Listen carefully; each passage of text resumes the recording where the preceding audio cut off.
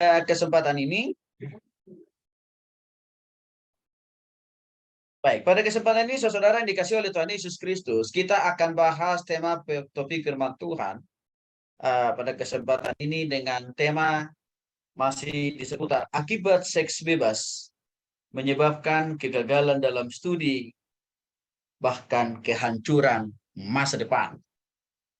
Nah, saudara yang dikasih oleh Tuhan Yesus Kristus, di dalam topik-topik pembahasan kita yang lalu sudah saya jelaskan terlalu banyak sakit penyakit yang bisa diakibatkan oleh pergaulan atau seks bebas itu sendiri.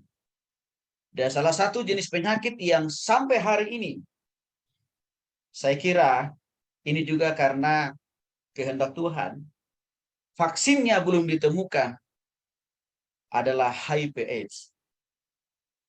Artinya orang yang sudah mengalami, orang yang sudah terinfeksi dengan HIV/AIDS, saudaraku, rata-rata mereka sudah hilang pengharapan. Maka banyakkan di antara mereka itu banyak mengambil jalan bunuh diri biasanya. Nah, apalagi kalau saudara misalkan sudah terjerembab di dalam pergaulan bebas yang melahirkan seks bebas, itu sudah pasti akan membawa kehancuran dan kegagalan terhadap studi dan masa depan saudara.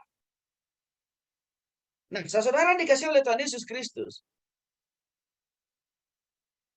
Dalam perjalanan pelayanan saya menjadi dosen bahkan menjadi pendeta, selama kurang lebih 23 tahun, sudah terlalu banyak contoh-contoh yang konkret yang saya lihat dengan mata kepala sendiri yang dialami oleh banyak mahasiswa karena mereka sudah terjerembab di dalam seks bebas. Salah satunya adalah kegagalan dan kehancuran dalam studi serta masa depan. Mengapa seks bebas ini bisa meringkut, bisa menghancurkan studi dan masa depan para pelajar dan mahasiswa? Karena coba saudara bayangin kalau saudara sebagai seorang wanita, kalau saudara sudah hamil alias berbadan dua, atau dengan istilah yang lain bunting dalam bahasa halusnya,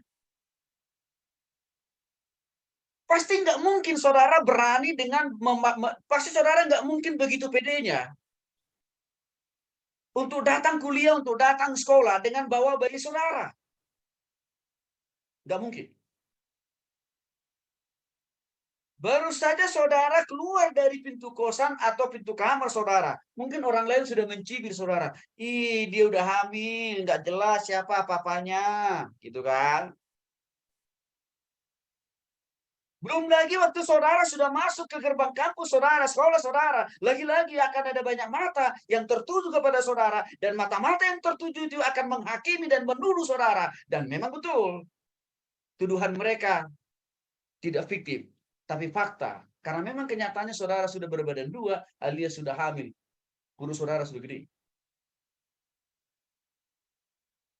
Ditambah, waktu saudara berinteraksi dengan teman-teman saudara, di ruang kelas, sudah pasti juga saudara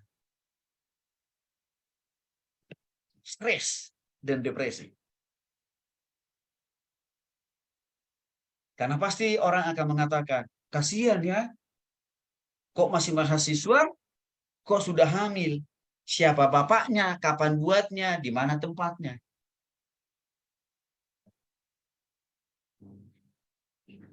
Dan dapat dipastikan saudara tidak akan mungkin bisa fokus dan konsentrasi mendengarkan pelajaran dari guru dan dosen saudara.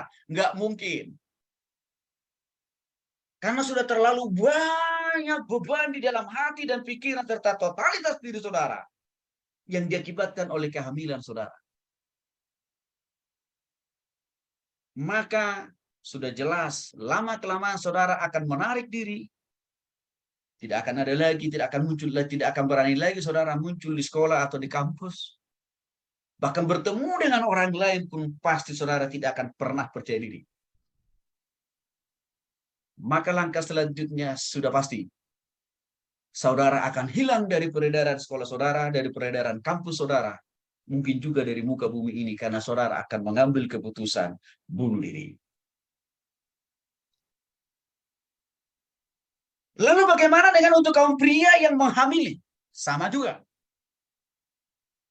Saudara akan selalu terteror dan tertuduh dan terhakimi. Apalagi kalau misalkan si perempuan yang saudara hamilin itu sudah memberitahukan kepada saudara yang laki-laki bahwa si perempuan itu positif hamil. Maka yang laki-laki pun akan merasa tidak pernah nyaman dan tentram ya dalam hidupnya. Dan akan muncul ancaman dan intimidasi dari pihak keluarga perempuan untuk minta pertanggungjawaban. Dan coba saudara bayangkan, kalau saudara tidak bertanggung jawab, apa ujung-ujungnya? Saudara laki-laki harusnya dijebloskan masuk penjara. Bayangkan kalau saudara masih dalam posisi mahasiswa atau siswa yang laki-laki sudah menghamili anak orang, maka saudara tidak akan bisa fokus konsentrasi memikirkan studi saudara. Maka sama nasibnya seperti perempuan yang hamil tadi. Lambat laun dia tidak akan kelihatan lagi batang hidungnya di sekolah atau di kampus. Dan lama-kelamaan dia akan hilang di telan bumi.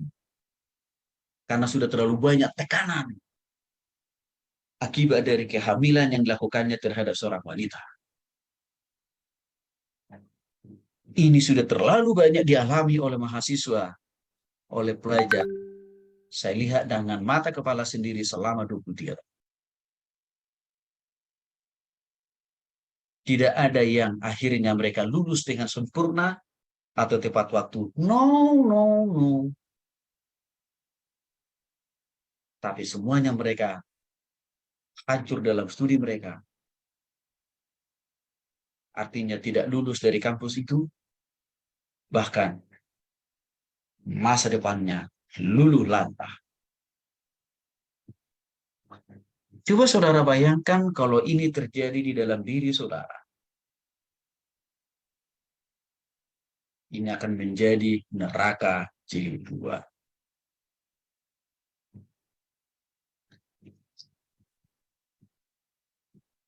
Saudara dikasih oleh Tuhan Yesus Kristus. Kalau dipaksakan untuk menikah, juga tidak menjadi solusi.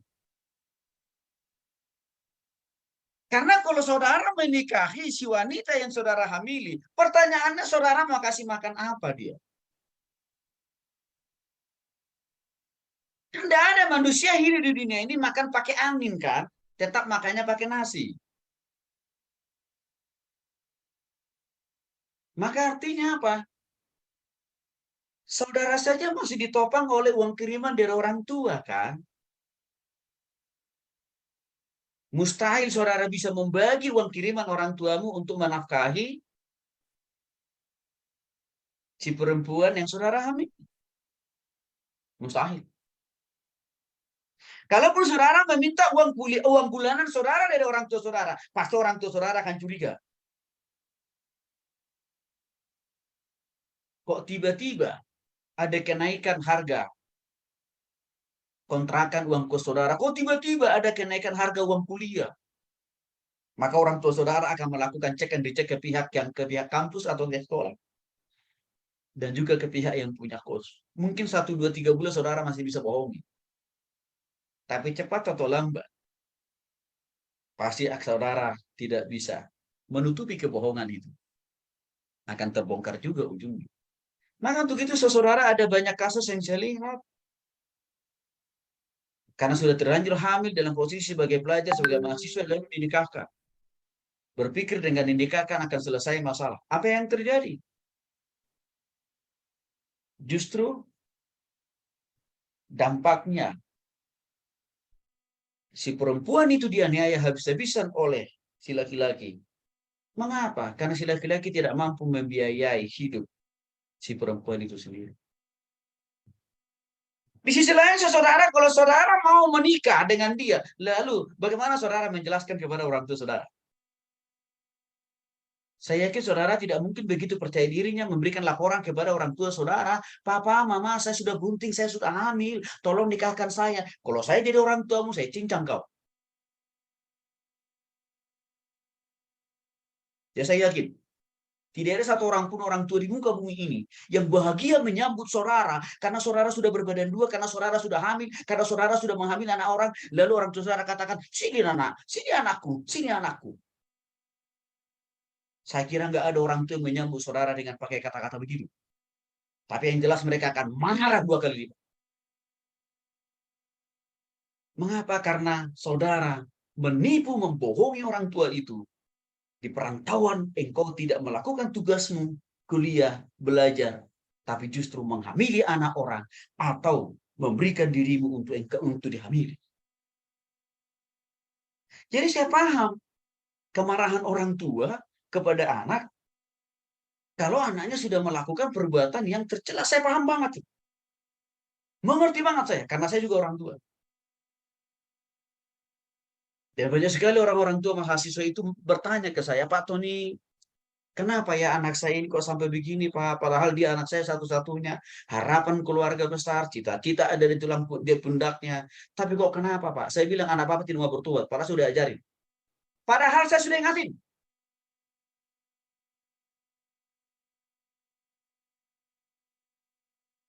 Saudara yang dikasih oleh Tuhan Yesus Kristus, bahkan ada juga orang tua yang mati mendadak. Saya lihat kasus itu. Karena kaget mendengar kabar anaknya sudah hamil atau anaknya sudah dihamili. Meninggal mendadak loh saudara. Maka untuk itu seringkali saya katakan, kalau saudara melakukan seks bebas, bukan hanya studimu yang hancur, bukan hanya masa depanmu yang dulu lanta, tapi secara langsung atau tidak langsung engkau juga membunuh orang tuamu pelan-pelan, tapi pasti mati.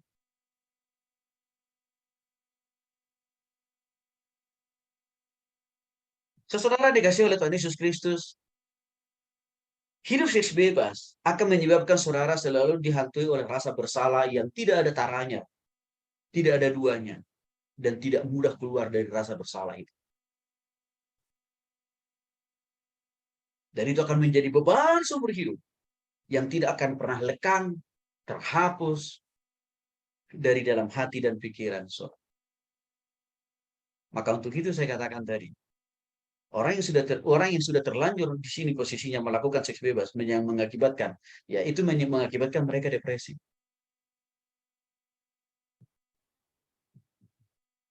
Maka saya katakan tadi, sepintar apapun, sehebat apapun dosen dan guru saudara menjelaskan kepada saudara semua pokok materi pembelajaran, itu tidak akan pernah ada yang nyangkut di dalam hati dan pikiran saudara. Karena hati dan pikiran saudara sudah tertimbun dengan beban, persoalan, dan pergumulan. Bagaimana saya harus menyembunyikan kehamilan saya? Bagaimana saya bertanggung jawab atas kehamilan pacar saya? Kan begitu kan? Maka pelajaran itu pun tidak akan pernah masuk dalam pikiran. Hanya sekedar masuk dari kuping kanan, bablas kuping kiri. Saudara malu. Baik sebagai wanita. Dan juga perempuan laki-laki juga malu. Orang tua saudara juga malu. Coba saudara bayangin. Orang tua saudara berjuang mati-matian. Setiap hari mencari nafkah, mencari uang kuliah, uang kos, uang makan saudara di perantauan. Tapi tiba-tiba bukan berita baik, bukan laporan IPK yang tinggi yang saudara laporkan, tapi apa yang mereka dengar adalah engkau sudah hamil, engkau menghamili anak orang.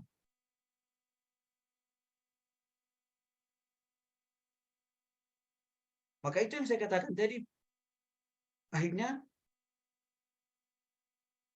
ada sebagian orang tua yang akhirnya depresi dan akhirnya mereka meninggal dunia. Hanya karena perbuatan anaknya di perantauan. Hanya perbuatan anaknya di luar rumah. Maka itu alasannya saudara, karena terlalu banyak, karena saya katakan tadi, dampak seks bebas ini, ya menurut yang saya lihat, yang saya alami selama 23 tahun, salah satu faktor penghancur terbesar studi dan masa depan mahasiswa. Maka itu alasannya kenapa saya ajarkan topik ini kepada saudara. Supaya saudara tidak lagi menjadi orang yang sama seperti mahasiswa, siswa-siswa yang sudah hancur studinya dan masa depannya itu loh. Supaya saudara bisa belajar lebih baik. Nah, untuk itulah saudara, Yesus Kristus dalam Amsal pasal 11 ayat 7 mengatakan, pengharapan orang fasik gagal pada kematiannya. Dan harapan orang jahat menjadi sia-sia. Apa artinya ayat ini? Tadinya harapanmu dan impianmu untuk menjadi sarjana teknik, sarjana ekonomi, sarjana politik, ilmu politik, dan lain sebagainya. Hancur dan pupus hanya dengan kenikmatan sesaat.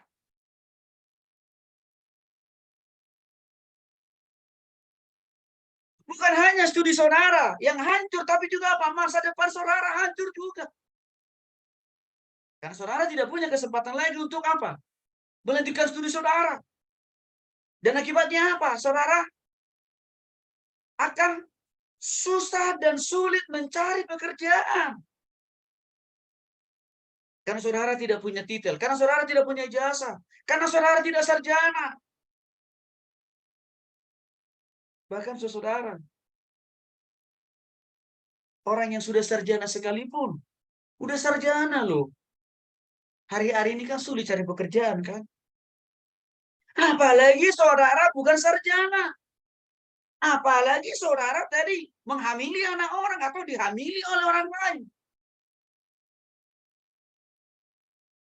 Hancur sudah. Maka dikatakan di sini pengharapan motivasi gagal dan mematikannya. Kan jelas ayat itu ya. Pengharapan orang pasti gagal pada kematian. Maka untuk itu sekali lagi saudara akan dikasih oleh Tuhan, jangan matikan hidupmu, jangan matikan studimu, jangan matikan masa depanmu. Karena harapan saudara menjadi sia-sia.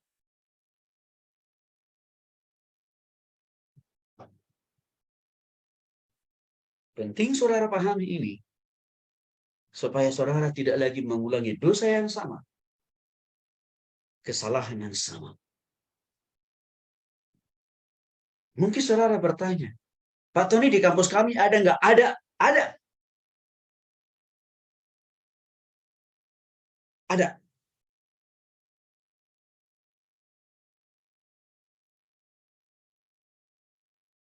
Bahkan anak saya yang perempuan dia cerita bulan lalu. Temannya satu angkatan pacaran dengan seniornya. Langsung dipecat. Seniornya itu dari sekolah. Maka sama saudara. Ya. Saudara sudah saya ajarin firman Tuhan dengan benar. Sudah saya kasih fakta dan contoh konkret. Sebab musabab yang diakibatkan oleh seks bebas. Kalau saudara masih melakukan itu, saya orang yang pertama akan berjuang untuk meminta saudara dipecat dari kampus saudara. Mungkin saudara berpikir, kok Pak Tony kok keras banget? Iya, karena saya sudah ajari saudara yang baik, yang benar kan? Kok kenapa masih dilakukan? Berarti artinya apa? Saudara masih butuh dihukum kan itu kira-kira.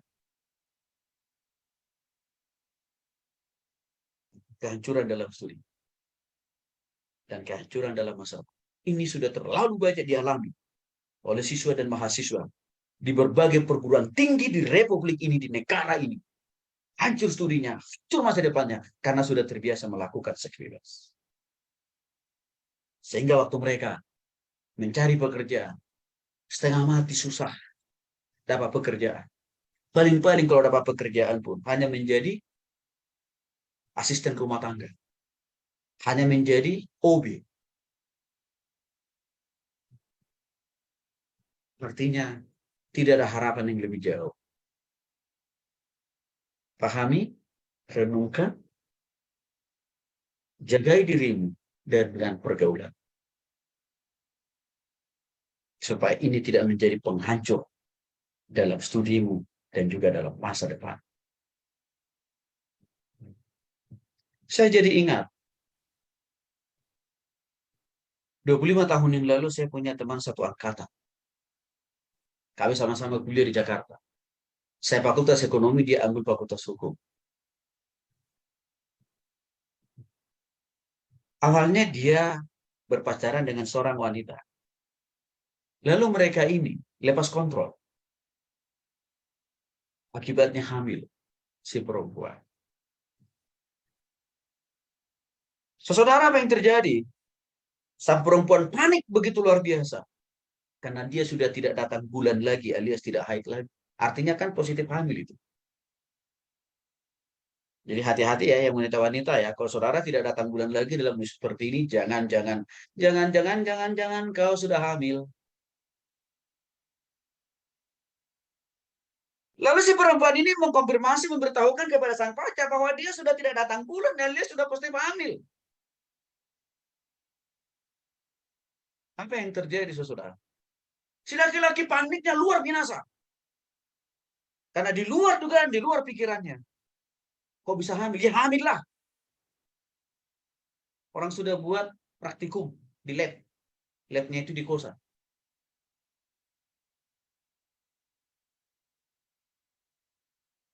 Karena si perempuan ini minta pertanggungjawaban.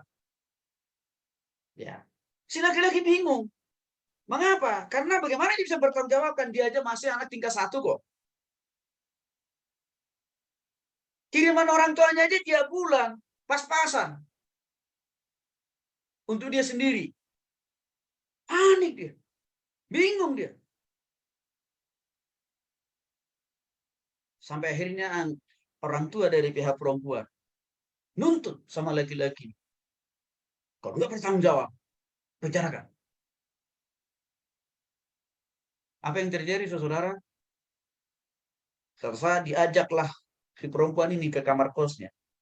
Tapi saudara tahu, diajak bukan dalam rangka bertanggung jawab. Diajak untuk apa? Gorok lehernya. Dibunuhlah ini si perempuan. Tapi tidak menyelesaikan masalah juga. Karena dia semakin bersalah. Karena makin bertambah dosa pelanggaran yang dilakukannya dia, bukan hanya mengambil anak orang, tapi juga apa? Membunuh anak orang. Maka dia pun bunuh diri juga. Ini fakta.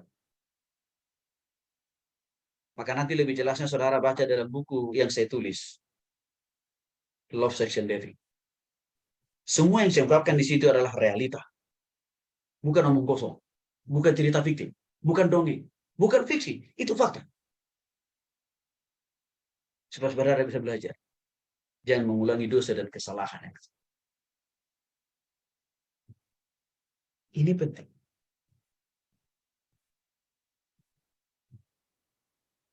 Maka untuk itulah saudara yang dikasih oleh Tuhan Yesus Kristus. Jaga dirimu. Jaga pergaulanmu. Maka untuk itu selalu saya katakan, hati-hati dengan handphone saudara. Handphone saudara ini sangat dekat dengan saudara, dan handphone saudara ini bisa menggiring saudara untuk melakukan dua hal, yang positif atau yang negatif. Artinya handphone ini bisa saudara pakai membantu supaya saudara bisa mendapatkan informasi yang positif yang berhubungan dengan kuliah saudara. Handphone ini bisa saudara manfaatkan untuk membaca firman Tuhan, mendengarkan khotbah, renungan lewat YouTube yang ada. Tapi jangan lupa, handphone yang sama bisa juga menghancurkan saudara. Karena saudara menyalahgunakan handphone ini dengan cara apa? Menonton, mencari gambar, film porno. Dan kalau saudara sudah lakukan itu adalah virus yang akan merusak hati dan pikiran saudara, cepat atau lambat akan merongrong dan mendorong saudara untuk langsung mempraktekkan apa yang saudara lihat, apa yang saudara tonton dari gambar dan film porno itu. Yaitu apa? Mencari korban. Siapa korban yang akan saudara cari? Pasti tidak jauh dari saudara. Kalau saudara sudah punya pacar, pasti pacar saudara yang akan saudara jadikan jadi korban. Kalau belum, saudara akan mencari orang lain. Maka hati-hati dengan handphone saudara. Jaga hati, jaga pikiran. Supaya jangan sampai saudara menyalahgunakan ini handphone. Handphone ini tidak salah. Handphone ini tidak berdosa. Handphone ini kan benda mati. Tergantung kita yang hidup. Kita pergunakan dengan positif atau negatif. Kalau saudara pergunakan dengan positif, maka handphone ini akan berkontribusi mempercepat saudara selesai dari kampus saudara. Tapi kalau saudara pakai handphone ini untuk hal yang negatif, handphone ini bisa juga mendorong saudara untuk menghancurkan studi dan masa depan saudara. Karena saudara melihat gambar film porno, bahkan yang lebih parah lagi, kalau saudara sampai menyimpan gambar dan film porno di handphone saudara. Itu akan menjadi virus yang tidak mudah saudara kendalikan. Tapi virus perzinahan itu akan terus menggerogoti saudara. Untuk apa? Mencari korban lain.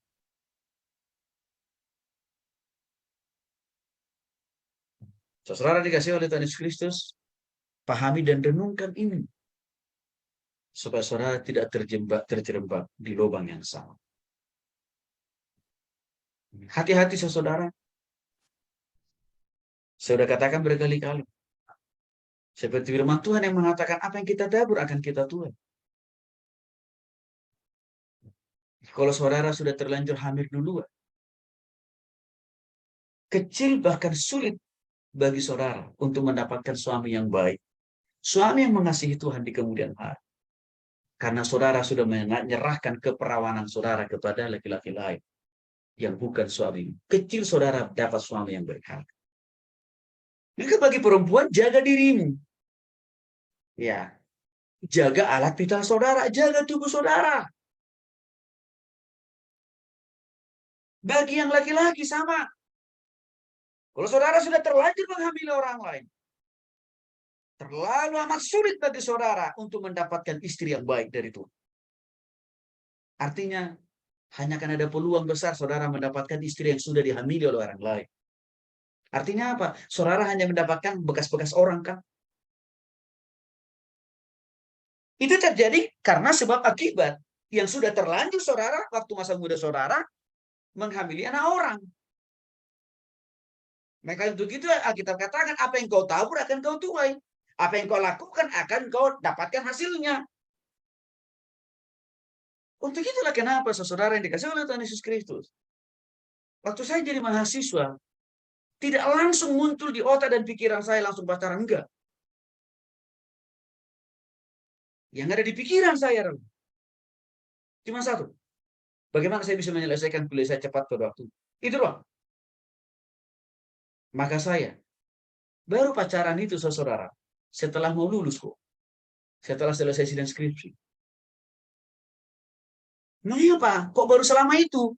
Atau jangan-jangan Pak Tony laki-laki yang gak laku-laku, gak ada yang naksir. Terlalu banyak yang naksir pada waktu itu.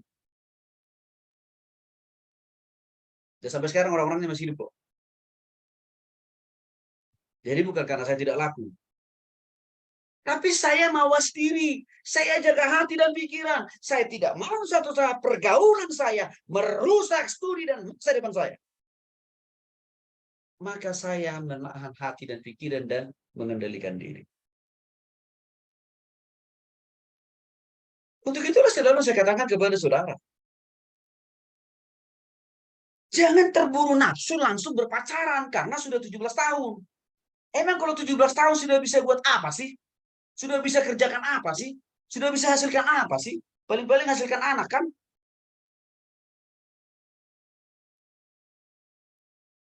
Kan kadang-kadang di situ cara berpikir kalian. Tanda orang dewasa. Sudah 17 tahun.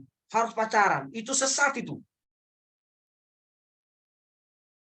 Tanda orang dewasa itu bertanggung jawab untuk menyelesaikan tugas pokoknya. Yaitu apa? Menyelesaikan tugas-tugas studinya dan perkuliahannya pada waktunya. Enggak, saudara dikasih oleh Tuhan Yesus Kristus. Di masa mahasiswa, yang paling dan patut harus saudara pikirkan, bukan pacar-pacaran. Karena itu akan berpotensi saudara melakukan seks bebas kan? Tapi apa? Fokuskan hati dan pikiranmu untuk menyelesaikan dan menuntaskan studimu cepat. Selesaikan dengan IPK yang terbaik. Karena dalam konteks sebagai mahasiswa, kebutuhan terbesar saudara itu bukan pacaran. Tapi apa? Mendapatkan kepintaran dan kecerdasan. Itu kan kebutuhan terbesar saudara. Bukan mikirin anak orang.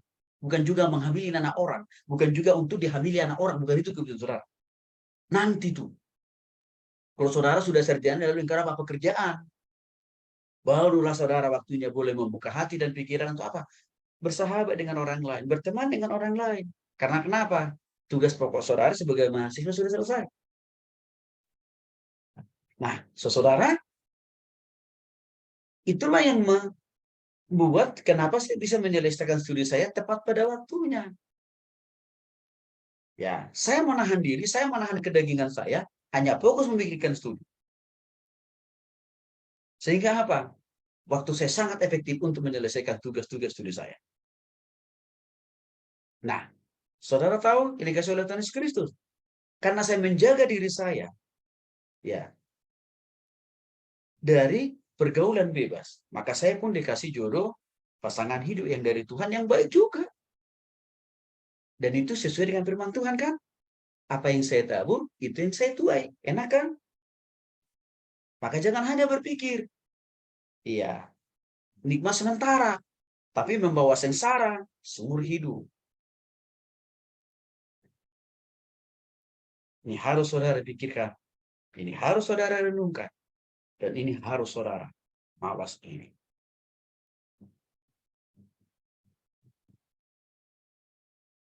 Kiranya firman Tuhan ini memberikan pemahaman dan pengertian, tapi sekaligus juga ajaran buat saudara untuk bisa menjaga diri, sehingga saudara tidak perlu mengalami kehancuran dalam studimu dan bahkan juga dalam masa depan saudara. Tuhan Yesus memberkati.